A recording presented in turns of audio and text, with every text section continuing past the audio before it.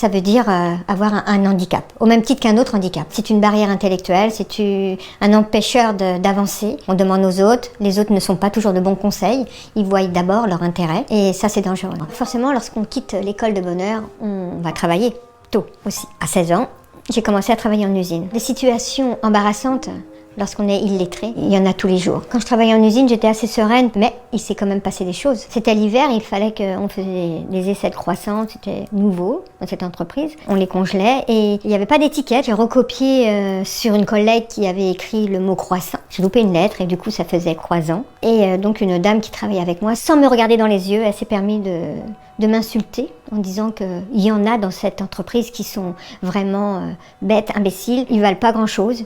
Parce qu'ils ne savent même pas écrire le mot croissant. Tout ça, c'était des séances humiliantes que j'ai malheureusement subies. J'avais besoin de quelque chose, je demandais au père de mes enfants de rédiger une lettre importante pour le foyer. J'ai quitté ce foyer et là, j'ai eu besoin de l'assistance sociale, bien sûr, pour remplir certains documents, et aussi de mes enfants, pour les lire aussi, les comprendre. J'ai eu besoin de mes enfants à maintes et maintes reprises, mais ils n'ont jamais porté de jugement, ils m'ont toujours aidée. Voilà. Lorsqu'on est illettré, c'est vrai qu'on est obligé de faire confiance. Alors je me suis mariée, bien sûr, et mon mari prenait cette force que lui avait plus de compétences que moi pour être sûr que je reste à la maison. Il a profité de m'emprisonner quelque part. Quelques années après mon divorce, bien sûr, j'ai refait ma vie, parce que la vie continue. Et j'ai refait cette vie avec une personne qui travaillait avec moi, donc il savait que je manquais de compétences. Et lui, par contre, il a bien calculé dès le début pour être sûr d'en tirer le meilleur. J'ai signé des crédits, j'ai mis mon argent dans sa maison. Moi, je pensais être propriétaire de la maison et non, pas du tout. Elle était qu'à son nom.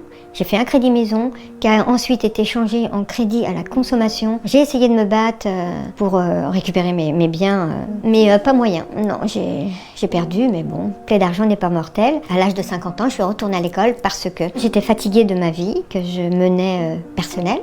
Ma vie au travail, j'étais usée. Je voyais toujours mes collègues évoluer et moi, je ne bougeais pas. Et je trouvais pas ça juste parce que mon travail était correct. Donc je suis allée directement aux ressources humaines, j'ai toqué à la porte et j'ai vidé mon sac. Et parler de ça a été difficile. J'ai eu les larmes qui sont montées, j'étais très angoissée, c'était vraiment une épreuve. Ça m'a fait du bien parce que la personne devant moi était attentive, elle m'a écoutée et surtout elle m'a compris. Cette personne, elle m'a dit, écoutez, Aline, je vais faire de mon mieux, je vais vous donner une réponse dans la semaine. Elle m'a rappelé dans la semaine pour me proposer une école à Paris. J'ai décidé, en sortant de l'école, de rencontrer des bonnes personnes. Déjà, j'ai écarté de moi toutes les personnes qui ne croyaient pas en moi. Je voulais passer un CAP. J'ai passé un CAP. Pour moi, avoir eu ce CAP, c'était un feu d'artifice. C'était ma première grosse victoire. J'ai passé une VAE, donc avec mon ordinateur. J'ai pris de la confiance en moi. Et j'ai aussi réalisé, avec toutes les rencontres que j'ai faites avec la lutte contre l'illettrisme, qu'il était très important d'écrire son parcours, qu'il était très important de continuer à se battre pour cette cause.